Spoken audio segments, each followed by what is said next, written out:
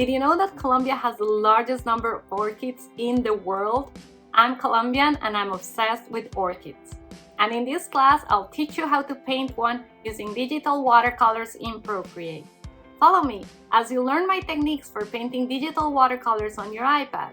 I'm Sandra Mejia and I'm a freelance illustrator and pattern designer, and I license my artwork for companies around the world to put on their products. The illustrations that I have created in Procreate have been used in tons of products, and I want to show you how I create them. I'll teach you how to use the effect of controlled watercolors, so something like painting wet on dry, as opposed to loose and flowy watercolors. So I've included the specific brush set that I developed to create these effects.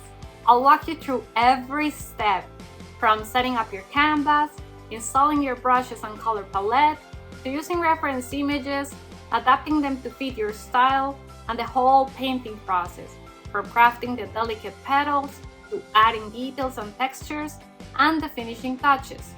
You'll transform your iPad into a canvas of blooming beauty. With the included resources, you'll be able to start creating immediately and at your own pace.